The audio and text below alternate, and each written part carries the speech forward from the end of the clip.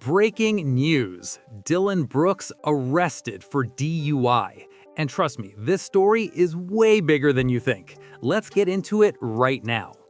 Early Friday morning, March 6, 2026, 1 a.m., Brooks gets stopped on Scottsdale Road, just south of Thunderbird Road in Arizona. Cops say his car was drifting in and out of lanes, but Brooks hit back, said the officers were swerving too in their own car. Classic Brooks, never stays quiet. Now here is the huge twist everyone is talking about. Brooks blew a 0 on the breathalyzer. 0, no alcohol. So how does this man have 2 DUI charges?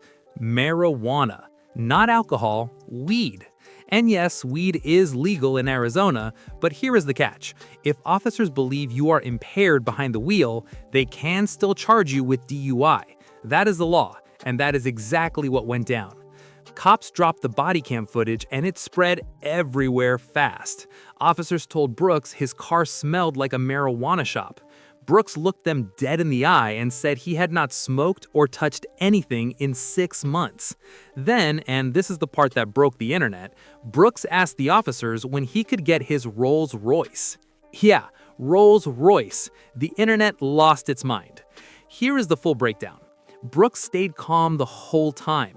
Field sobriety test, standing on one foot, following a pen with his eyes, walking a straight line, all done without drama.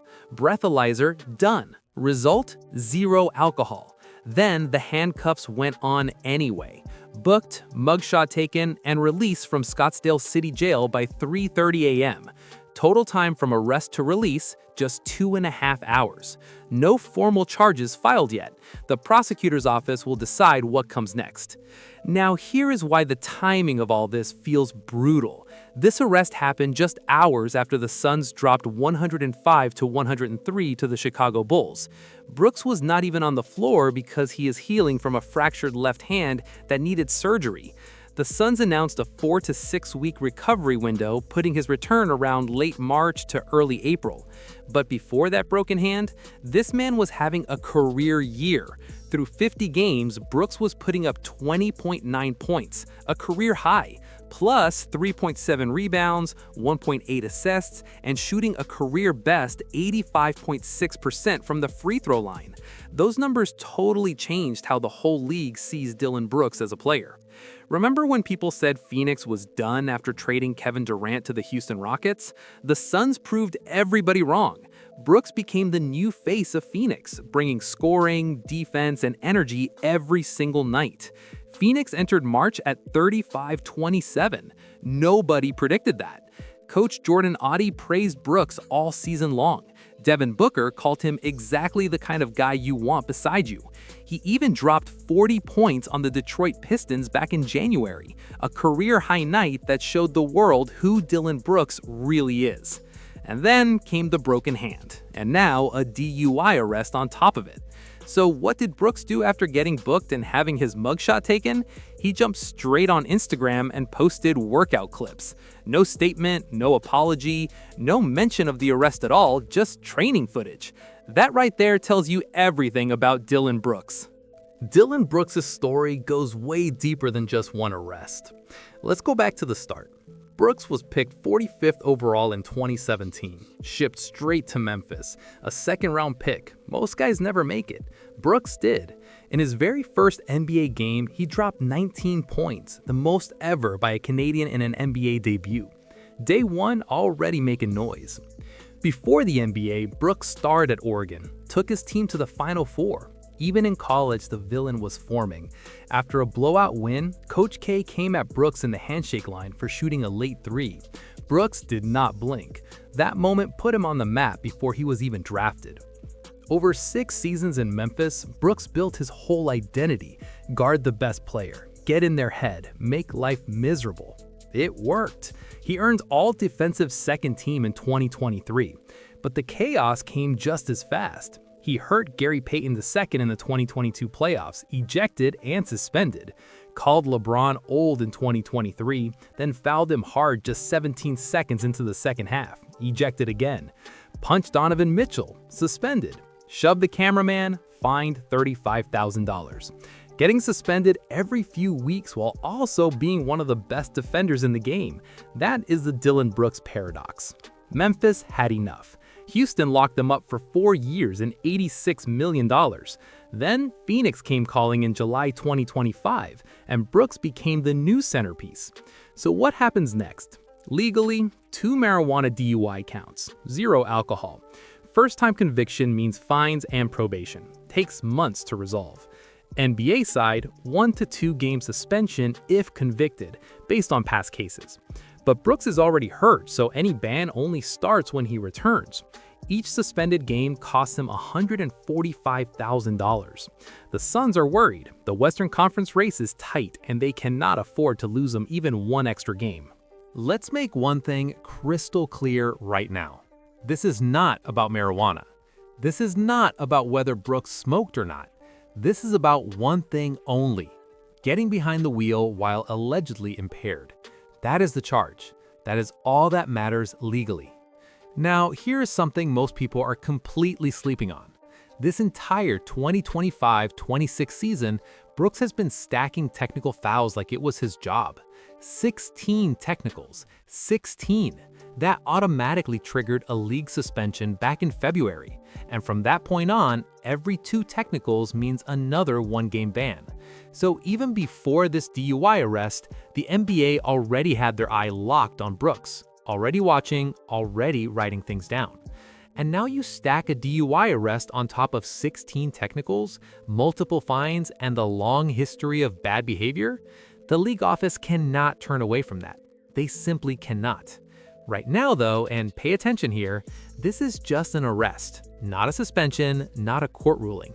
Nothing official from the NBA yet. Until Phoenix or the league speaks, this whole situation stays in wait-and-see mode from a discipline standpoint. So let's talk about what everyone really wants to know. The title says goodbye forever. Is Dillon Brooks finished? Is his career done? Is he walking away from basketball? The answer is no, not even close. A first-time DUI, especially one that is marijuana-related, not alcohol-related, where this man blew a 0 on the breathalyzer, that does not end NBA careers. That does not get you kicked out of the league. That does not even land you a long suspension. But do not get it twisted. The consequences are still very real. Brooks will almost certainly face legal penalties: fines, probation, community service, or all 3 at once. And if this DUI leads to a conviction or a guilty plea, the NBA will bring down a suspension. Probably 1 or 2 games based on what we have seen before.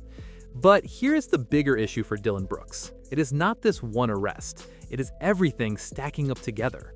Think about it. This is a guy who got tossed from playoff games, a guy who punched an opponent in a very sensitive spot, a guy who shoved a cameraman to the ground, a guy who racked up 16 technical fouls in 1 season, a guy who has been fined again and again for his behavior on the court, and now a guy who got arrested for DUI while rehabbing a broken hand during a playoff push. Every single one of these on its own, survivable. Plenty of NBA players have gotten DUIs and kept right on playing without missing a beat. Devontae Graham pleaded guilty to DWI with the San Antonio Spurs, got 2 games. Dante Cunningham got 1 game for his DUI plea. These things do not end NBA careers on their own. But the pattern is everything. The pattern is what the league studies. The pattern is what future teams will look at when Brooks hits free agency.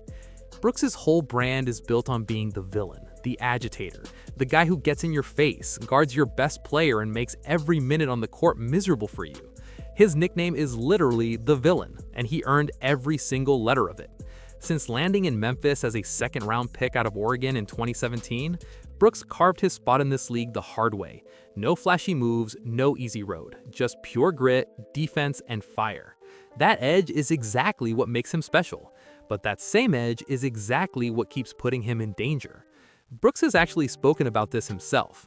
He said he felt like people counted him out, that they thought he would just disappear like so many others who had their moment and then faded away. He said he did not want to go overseas, did not want to sit at home. He loves his game too much. He knew he had to grind harder than everyone else just to keep his spot in this league. That right there tells you everything. Brooks knows exactly how thin that line really is. For the Phoenix Suns, the math is dead simple. Brooks is not some end-of-the-bench guy they can just cut loose. He is on a 4-year, fully guaranteed deal worth $86 million. His salary this season alone is $21.24 million. You do not drop a player making $21 million on a fully guaranteed contract because of a marijuana DUI. You do not move a guy averaging a career-high 20.9 points per game because he got pulled over at 1 in the morning. The Suns need Brooks. They need his buckets, they need his defense, they need his fire and intensity every single night. So much of Phoenix's turnaround this season comes directly from what Brooks has brought to this team. Without him, the Suns are a totally different squad. Without him, the Suns are probably not even in the playoff picture right now. That is just the truth. And because that is the truth, Phoenix is going to stand behind Brooks through all of this. They will handle the legal mess, they will kick whatever suspension comes down, and then they will keep moving forward. So when people say goodbye forever, they are not talking about Brooks leaving basketball. What they are really talking about is the version of Brooks that existed before March 6, 2026. The version that was putting together the best season of his entire career. The version that had finally shed the problem player label. The version that people were starting to talk about as a real two-way force in this league. That version took a serious hit on Friday morning in Scottsdale. Brooks has 1 year left on his deal after the season. His final year in 2026-27 pays him just under $20 million. When that contract ends, he will be a free agent at 31 years old. Every single choice he makes between right now and that moment will decide whether he lands another big contract or whether teams decide his baggage is simply not worth the headache. For right now, the path forward is clear.